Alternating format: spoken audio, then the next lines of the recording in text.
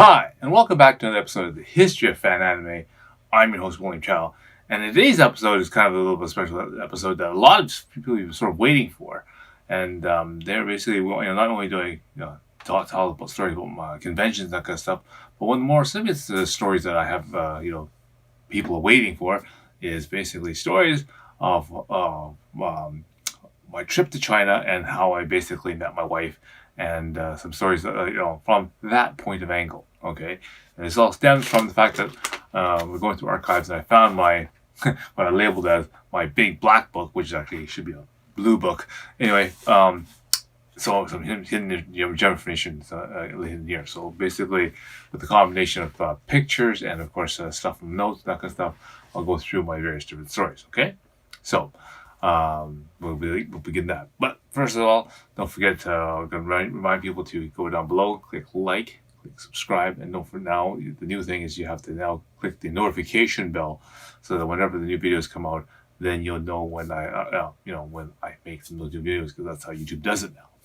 Also, there's a database down below, which is separate from the one that of course, that what YouTube suggests, and that has a list of all the various videos that I have put into a database format. So again, look below, click on that to find out new and other episodes that I've made in part of the series of the history of fan anime. Okay, so without further delay, let's begin. Okay, so first we'll do a quick recap of how I first initially met my wife. Is basically, it got to a point where I was running my anime store, and I was ready to make that decision to start meeting someone, and then said, okay, well, let's try out this Asian friend finder website, and basically so I filled all my information, put it in there, and then of course she one of my very first few hits, I managed to get what my wife had found me, and we chatted for over a year, and then basically it got to be the time where I actually had to meet and see if the person was actually for real and see if we were actually compatible. And so we decided to make a trip to go to China to actually stay and meet and see if we were going to be compatible. All right, so that's how we got started. Okay, so basically what I did is I don't normally give a shout out for the people that are not sponsors, but I went back to a place called the Flight Center on Georgia Street, and back in November of 2004, I booked basically a trip back to my high school reunion back in Prince George, and I went back to my old high school, PGSS and Lakewood.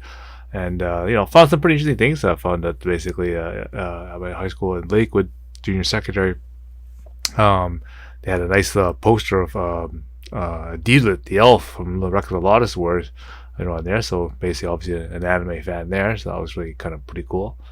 But when I went to PGSS, found out they had a nice hallway full of all the back grad pictures, and then I managed to find my grad photo amongst those on the wall there, so that was pretty cool. Anyway, so to continue on this story, I went back to the flight center that I booked that trip with, and what was really surprising was that even though that I booked the trip in November, and I'm gonna basically come back again and book a new trip in February, the salesperson who's named Peter actually remembered me as the guy who booked the trip back to the high school reunion in Prince George. And he actually, remembered that, my name and everything. So I thought it was really kind of surprising. Anyway, so he managed to, find a good deal for me using the Japanese airline ANA, which is All Nippon Airlines, and they had some special promotion where that their plane would go to my wife's city in China, named Shenyang, and Shenyang is located in the sort of northern province of Liaoning. Okay, so that's sort of Mongolia / Russia type of corner there. Okay. Anyway, so we got it all booked up. Now the trick about the plane ride, that what made it sort of special is that it doesn't leave out of Vancouver directly. I had to go to basically San Francisco, and basically take a plane ride from there out. and catch the ANA over there, and then basically from there it'll go to Narita, Japan. It'll do a 1 day stopover, and then it'll switch planes again, and then do the one flight over into Shenyang, because apparently the from Japan to Shenyang only does it 3 times a week. So I get a I guess essentially a layover day in Japan. So that worked out pretty well. So that was pretty cool. Okay, so my airplane story, or my airport story, I should say, is basically I it was Friday, February 18th, and basically I had left Vancouver YVR. Now the trick about it is that I remember that the airplane had to be delayed, um, and it was an Alaska airline, and basically we had to stay on the ground for like an extra 30, 40, minutes or so, like that, just to get like to to de-ice the wings or something or whatever. So it took a while to get through. Anyway, so this was going to be particularly troublesome because, as I said, I have to have a connecting flight when I land in San Francisco. We landed in San Francisco, and we were late, obviously. And so as soon as I got off the plane and got into the airport, right away there's a uniformed NA lady, um, you know, and she was standing there with, of course, with my name on a sign, right? And of course, okay, all right. So wasn't expecting this, right? I was just expected to, basically go into the, San Francisco airport there and just sort of wander around, I guess, and try to figure out where my where the ANA connecting flight would be. But no. The person, they sent an actual person to fetch me off this plane, because this plane was not only late, you know, I had to make sure that they made sure that once I got off the plane, that I'd be taken to the right spot. So she basically took me through all these different, passed through all these security checks and all of their stuff, and just basically right into the ANA boarding area, and then basically onto the plane. Now that was all great and dandy. The major problem was is that my luggage didn't get transferred through, because of course you gotta think, they have to take all my checked luggage or whatever. They have to take it off the Alaska Airlines plane into the terminal, and then under the terminal, then they got to put it onto the ANA flight. Well, because they got delayed and all that kind of stuff, they couldn't do that. So it ended up that my luggage didn't get transferred over.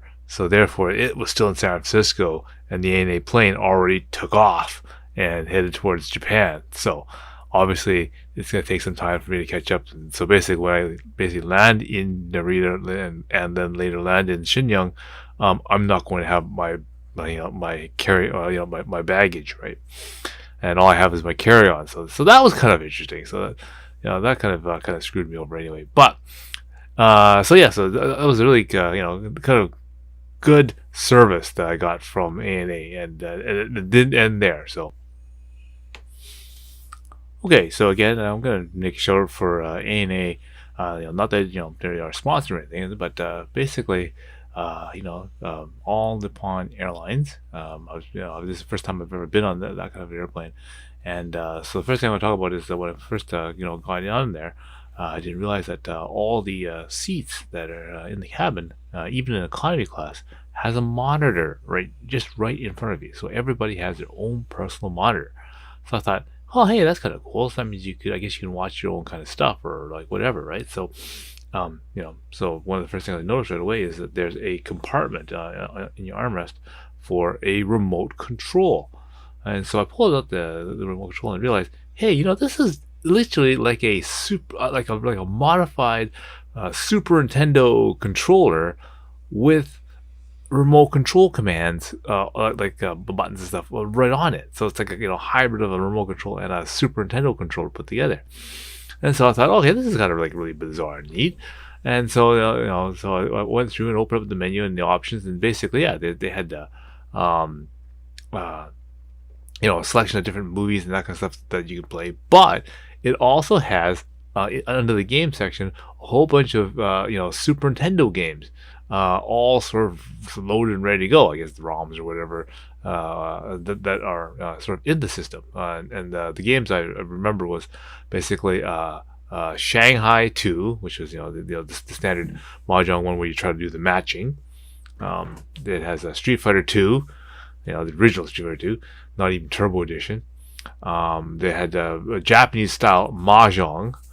They have two different types of golf games. Okay, and so yeah, basically I did spend quite a bit of time playing mahjong and Shanghai on that play at that time.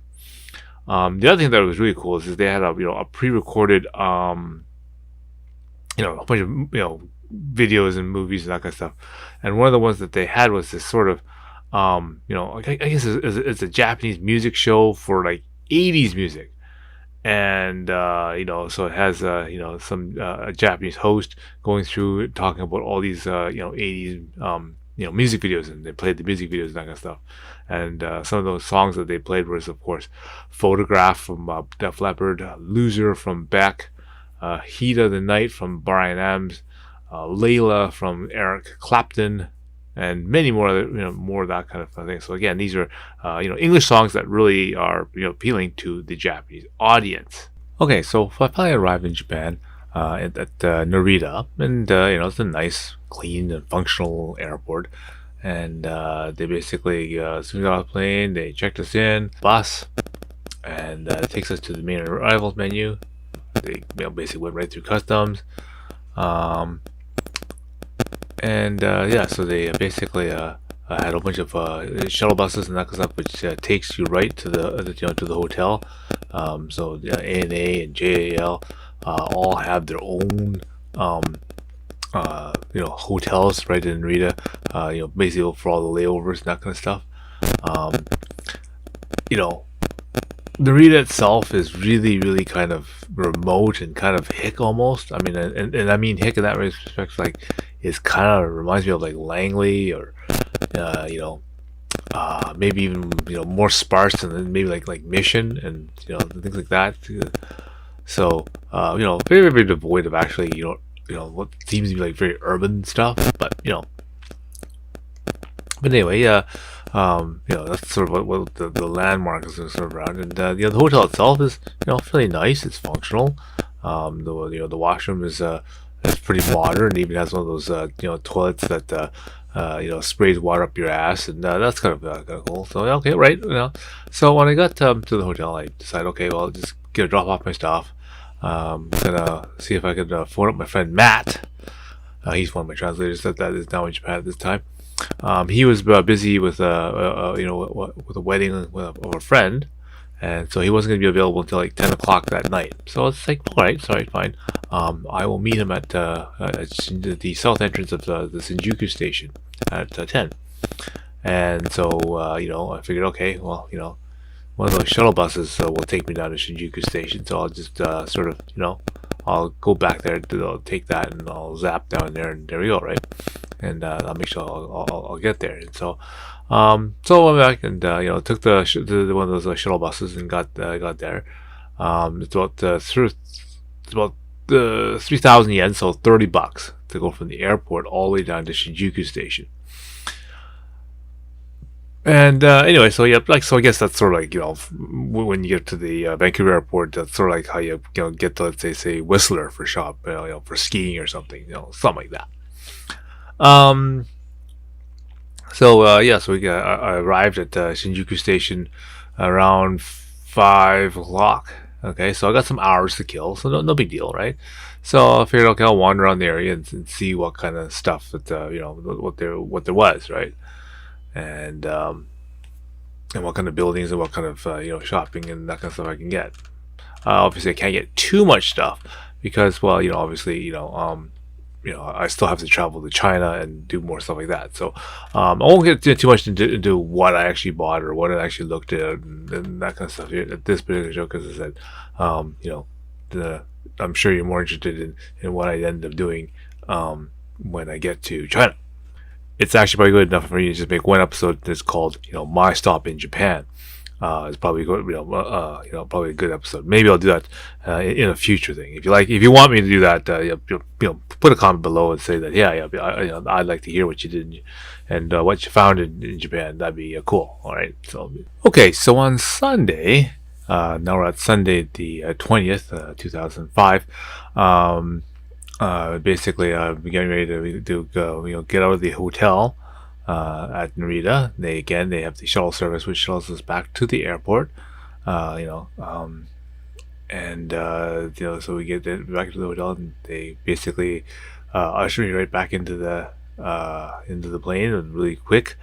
Now the airport is a very very short trip that goes from here to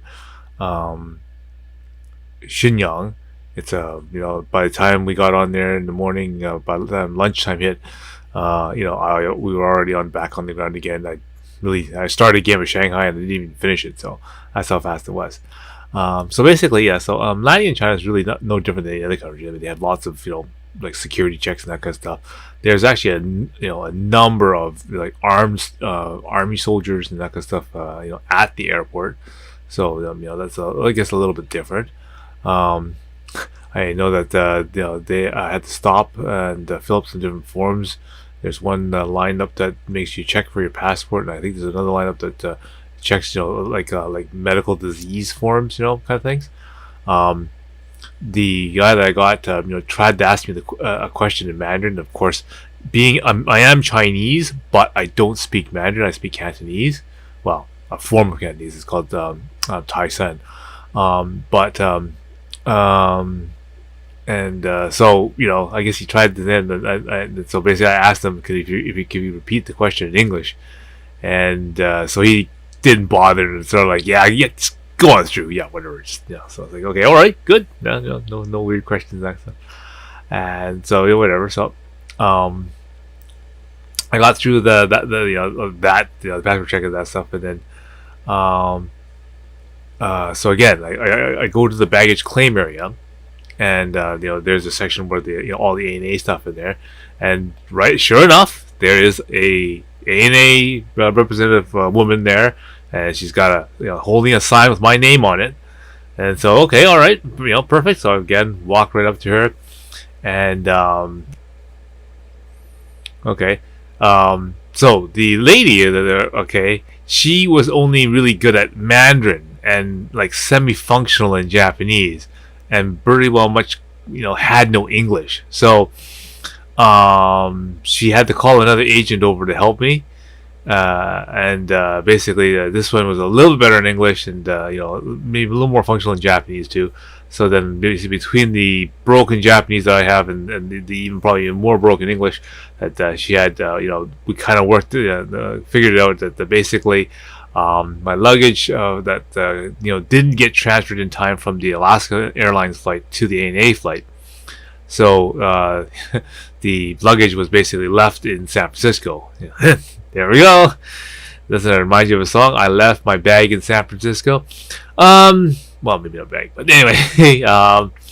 So anyway, the agent said that the bag is on its way over here, but it's going to be a couple days behind because obviously it's still in San Francisco and it still needs to go transfer to Narita, and then of course once they get transferred to Narita, they gotta get it from Narita to Shenyang. So I'm basically here in China without my luggage. So they'll have to worry about that anyway. So after we got all that sort of straightened out, she gave me a business card to wear in Shenyang, where I will be able to to get my bag afterwards once it arrives. And I guess it's the ANA like office or something or whatever. So great. So I'll grab the card and leave. So about this time, basically the baggage claim area is all virtually empty, right? I mean, everyone's already pretty much got their luggage and left, and they went through customs, and there we go, right? And so then I just basically walked right to the customs check area, and basically just walked right through there. They're like I guess there's like 5 soldiers standing around, waiting to do their I guess searches and that kind of stuff. But I was the only guy there, so they didn't waste their time bothering, and so I just walked right through like and they just sort of ignored me, and I sort of like walked right through. It's like, okay, didn't really care what I was carrying. Who knows? I might have had lots of smut from Japan, but yeah, right. Anyway, and I could have just walked right on through. So here we go. So, but that's fine. So I walked on through, and basically walked into the main receiving lobby area. And of course now, again, because I'm so late, the lobby area is pretty much thinned out, and it was pretty easy to find, Amy standing there. She was with her daughter. I guess her daughter was helping her, help identify me, I guess.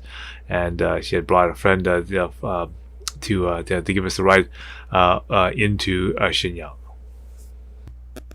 Okay, so before I start, describing what I see and whatnot, I'm just going to give you sort of a little bit of a background information about Shenyang, the city. Okay, so Shenyang, the city, is located in China, in the province of Liaoning. Okay, it is the China's fourth largest city, by population. It's got about almost 4 million people. It is the capital city of the Liaoning province, and it is a major manufacturing hub for many things, specializing in things like motor vehicles, textiles, chemicals, paper, and medicine.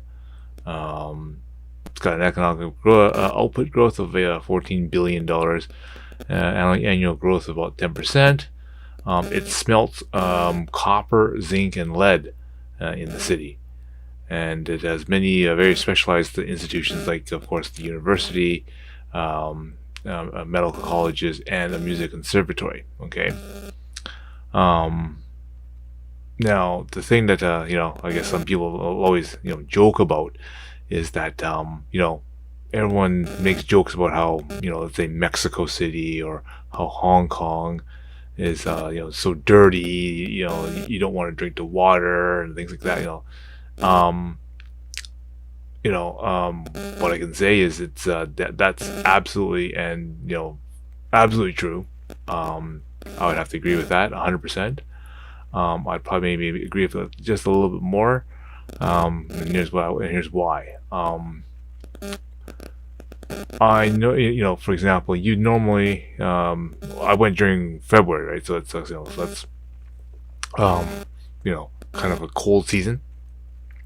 Especially a little bit more northern. So, it's a little bit kind of more like the temperature and kind of the environment that Prince George is in. So I'm kind of used to it.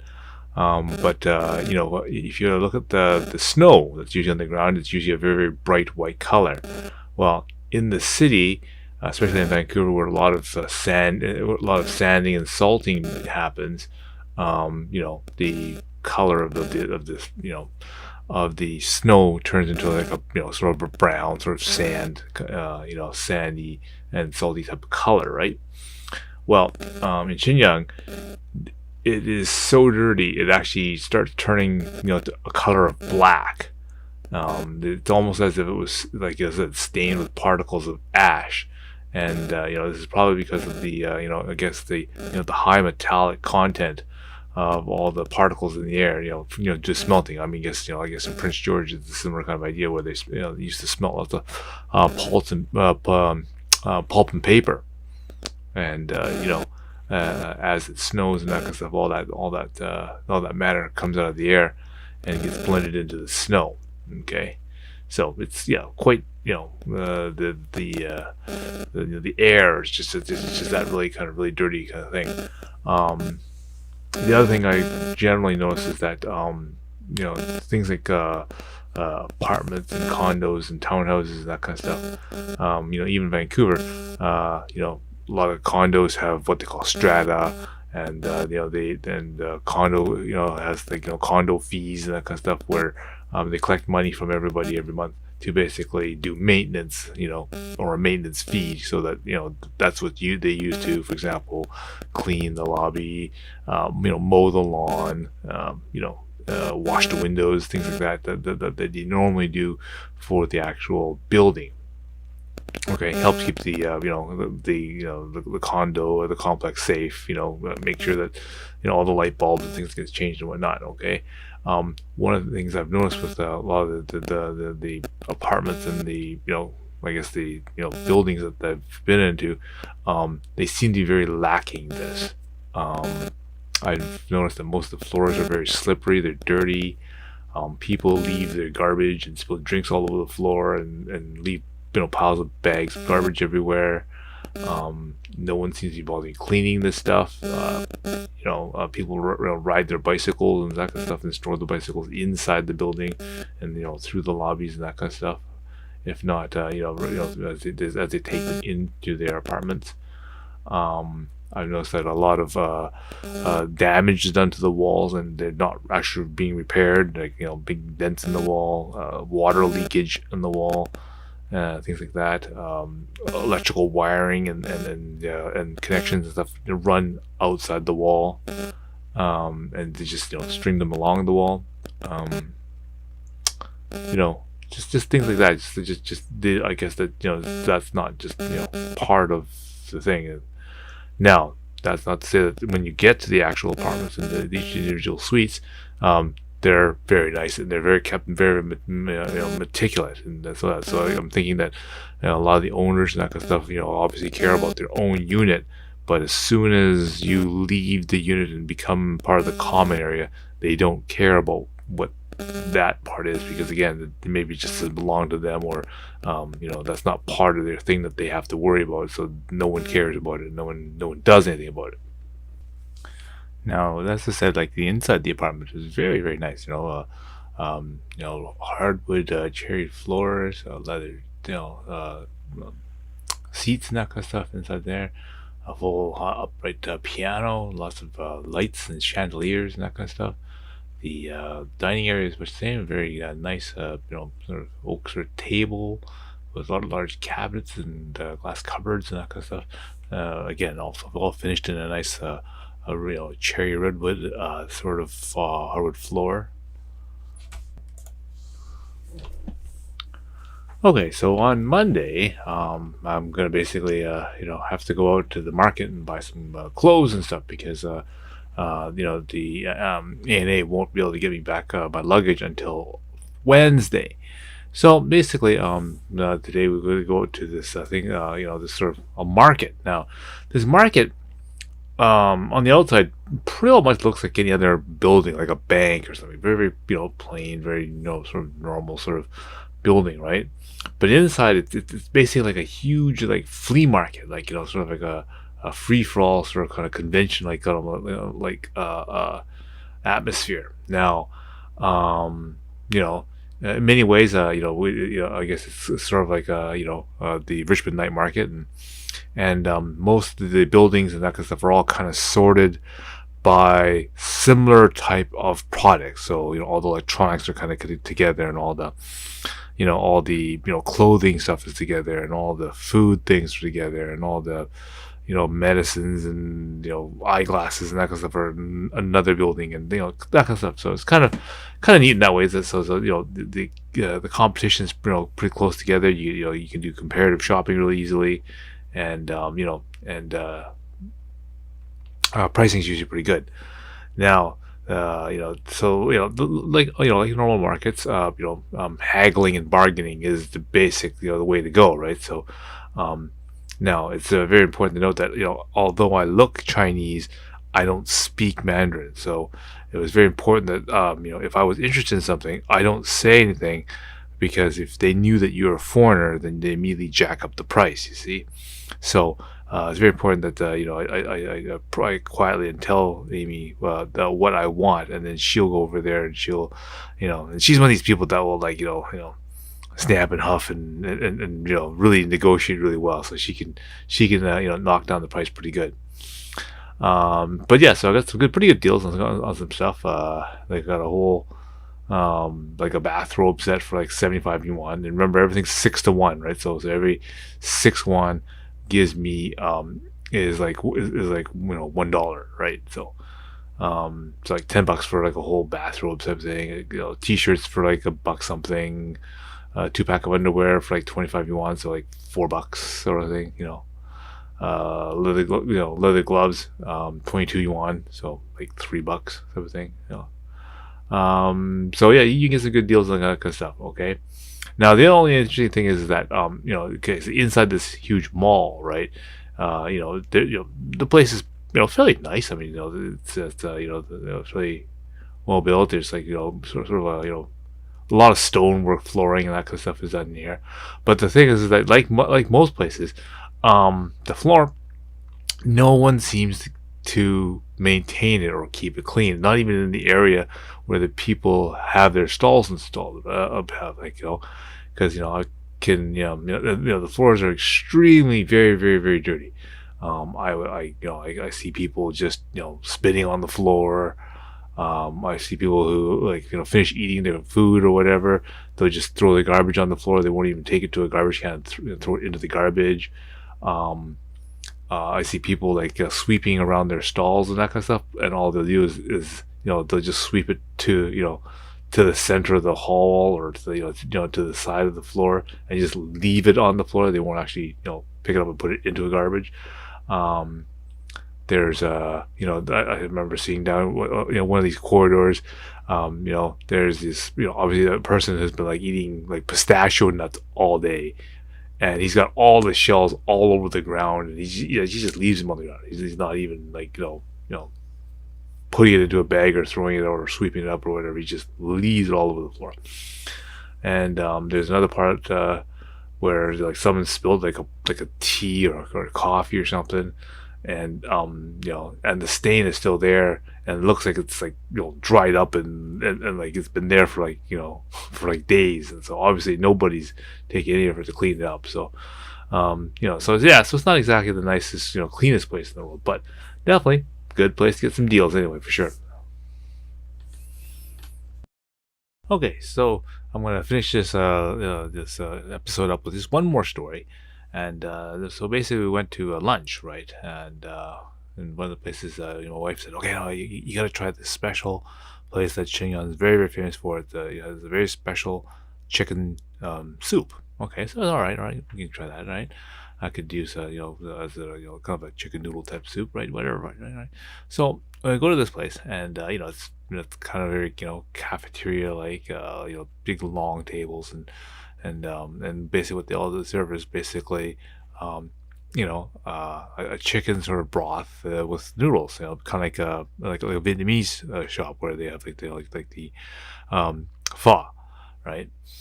But it's chicken, right? So okay, all right. So well, sure, I'll order a bowl of this chicken noodle. And so apparently you have to, if you want chicken meat, you have to order it separately. So I said, well, that's kind of bizarre. Doesn't like chicken noodle soup kind of already come with meat in it? And so I said, okay, sure. Well, I mean, because obviously that's the important part. So I figured, okay, well, I'll pay a little extra and I'll get the meat. And so I get this bowl of noodles with a couple slices of meat in it, which is kind of neat. All right, so I thought that was it, but no, you also get this second plate, which is sort of, if you can imagine, obviously they're boiling the chicken um, to make the chicken broth, right? So on this second plate is basically the empty carcass of a chicken, boiled essentially to death, and all the meat and all that kind of stuff has been removed. So all this is basically it's the whole bone structure of the chicken, which they use to make the broth with, but it's just the bones of the chicken, right? And I'm sort of gonna look at this as, okay, well, I mean, I'm pretty happy with this bowl of noodle with the with the meat. Well, like, what am I supposed to do with this essentially boneless carcass of a chicken, right? That's all it is. It's just the bones that's been boiled to death. And then your wife says, okay, what you're supposed to do is you're supposed to crack the bones off of this, carcass of a chicken and dip it into the red chili sauce. And then you basically, suck it and basically, suck all the moisture and all the bone marrow out of the bone, okay, while you're eating your chicken noodle, soup or whatever, and then you have that. So I tried one, and just to try it out. And it's like, and of course when you dip it into the red chili sauce, really all you're tasting and all you're eating is basically chili sauce. I mean, you may as well like essentially drink it out of the bottle for God's sake. So that's all you tasting. That's all you like. Everything in your mouth is that. Sure, I'm sure you're sucking in bone marrow or whatever, but really, it's like that's all you eat. So as I said, okay, screw that. I'm not eating that part. I'm just gonna finish my noodles and finish that. And that was good. And it was very good actually. Because as I said, if you can imagine pho, except now it's with chicken, right? And so yeah, so that was a really good lunch. And so it's basically that's that their special style of chicken noodle soup or whatever. And apparently it's supposed to be pretty good for cleaning up the sinuses and that kind of stuff. They're I guess it's their sort of different cold remedy. Their version of chicken noodle soup, right? Okay, so I hope you found that a little bit fun and very interesting, I suppose, because there's some pretty funny stories in there, and of course there's more to to tell. As I said, I spent quite a long time in China, so there's lots of good, interesting stories and different things that you probably wouldn't be, we would think that would be there. So, anyway, so don't forget to make sure you hit subscribe and click your notifications so that when I get more episodes of this, you'll know when I get them out. All right. So, until next time, see you again.